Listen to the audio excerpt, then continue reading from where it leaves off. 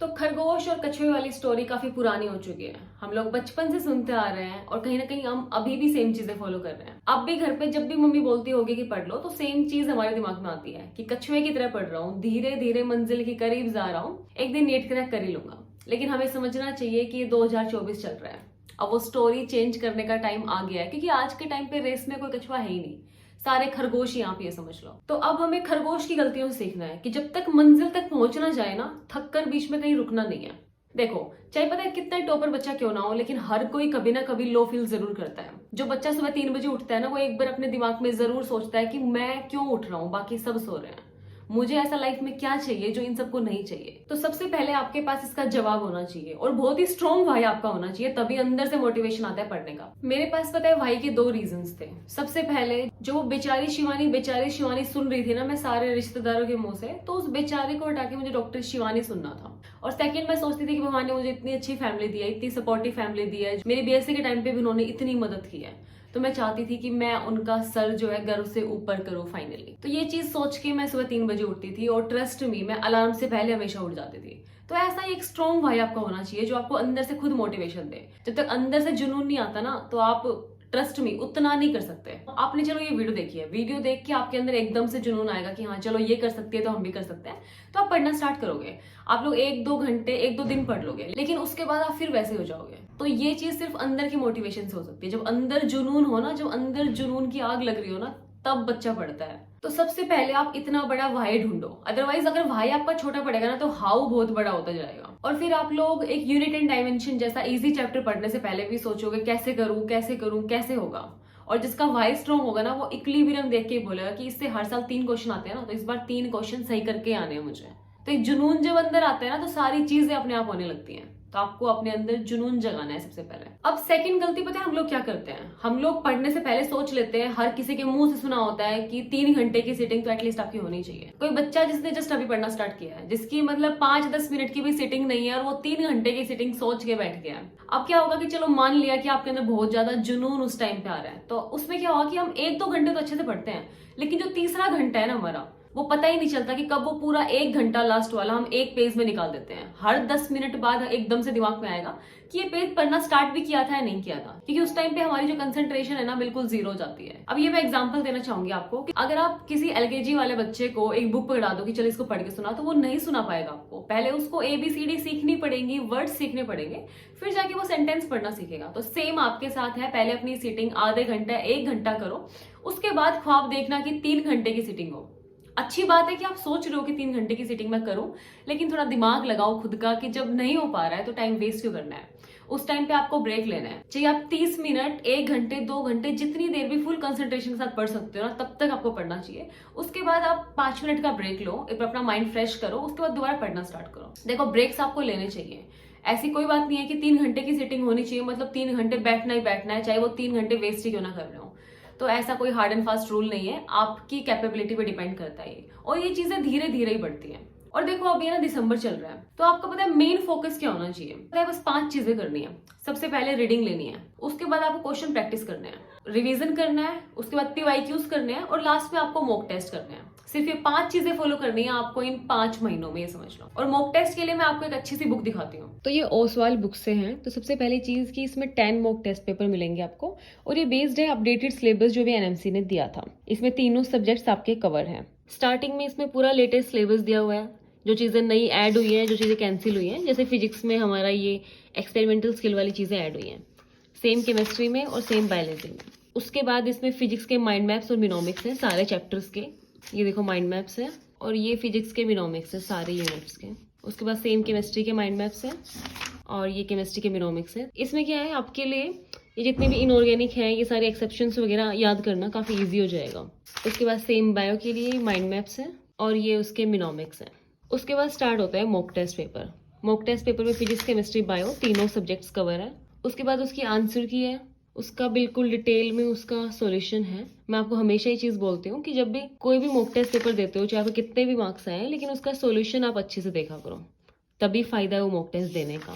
और लास्ट में इसकी OMR शीट है। तो ऐसे करके आपको 10 मॉक टेस्ट पेपर इसमें मिल जाएंगे। तो इस बुक का लिंक मैं आपको डिस्क्रिप्शन में दे रही हूँ, चेक करना।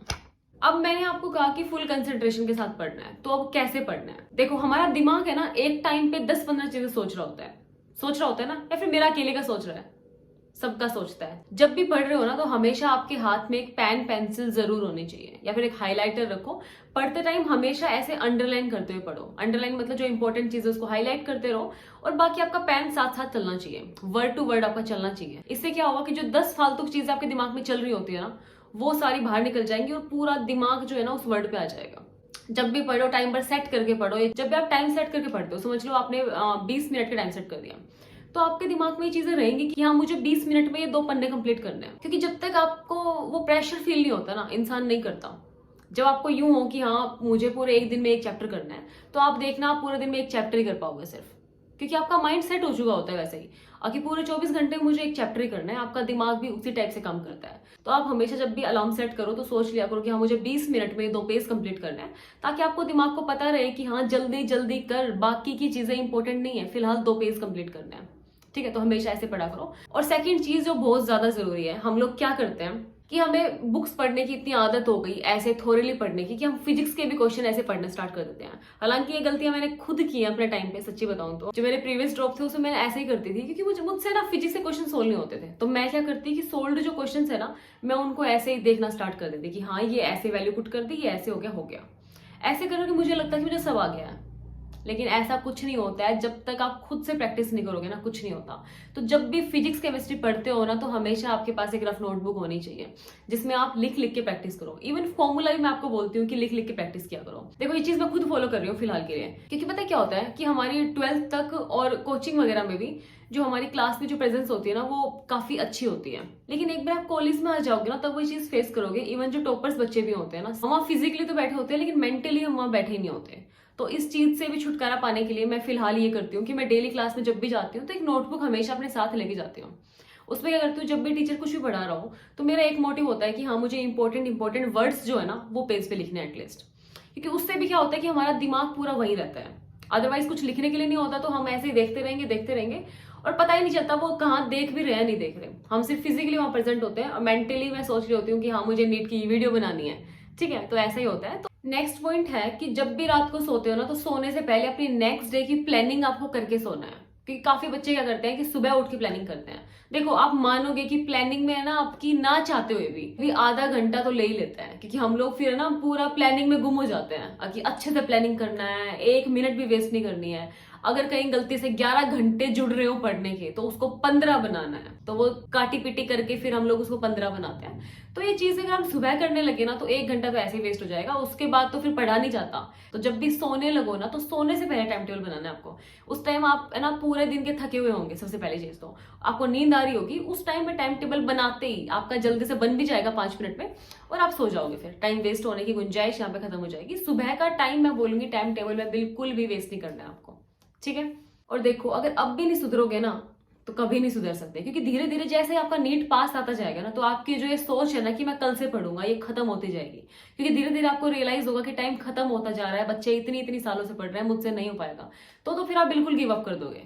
तो अभी इसी वक्त सोच लो, मुझे कमेंट्स में जाके अभी प्रॉमिस करो कि मैं आज से पढ़ना स्टार्ट कर रहा हूँ, आज से। और मैं जिंदगी में ये 5 महीने है ना, अपने इतने यादगार बना दूंगा कि 5 महीने बाद जब मैं नीट का एग्जाम देके जाऊंगा ना, तो वीडियो में कमेंट्स में दोबारा आके मैसेज करूंगा कि मैंने कर दिखाया। ठीक है, एक बार थोड़ा डरो एग्जाम के नाम से यार। खौफ आपके अंदर होना चाहिए, पढ़ने वाले बच्चे के अंदर खौफ होना चाहिए नीट के एग्जाम का। अगर आप नहीं डर रहे हो ना, तो समझ लो आप नहीं पढ़े हो। तो वो डर होना चाहिए आपके अंदर। एक बार सोच के देखो, एग्जाम से बाहर निकलोगे, आपके घर वाले आपका वेट कर रहे होंगे, क्या जवाब दोगे आप उनको? एक बार जरूर सोच के देखना, और थोड़ा डरो यार। ठीक है, और अभी भी चीजें आपके हाथ में है। 4-4 घंटे के स्लॉट लगाओ। अब 4 घंटे का ये मतलब नहीं है कि 4 घंटे ही पढ़ूंगा। एक 5 मिनट का ब्रेक ले लो बीच में, जब भी थोड़ा आपका माइंड फ्रेश करना हो। 4-4 घंटे का स्लॉट ला के 12-13 घंटे पढ़ लो, हो जाएंगी चीजें कवर। जब पढ़ना स्टार्ट करोगे तभी तो चीजें होंगी ना। अगर आप सोचते रहोगे बैठ के, तो कुछ नहीं होने वाला। एक 4.5 महीने के लिए गायब हो जाओ, खुद पे काम करो, और फिर दिखा दो सबको कि हाँ, कितनी मेहनत की थी आपने। आई होप आपको कुछ हेल्प मिली हो इस वीडियो से। बाकी कमेंट्स में अपनी दुख दर्द पीड़ा मुझे बता के जाना, या फिर नेक्स्ट वीडियो आपको किसके ऊपर चाहिए मुझे बता के जाना। Best of luck for preparation, और बाय बाय।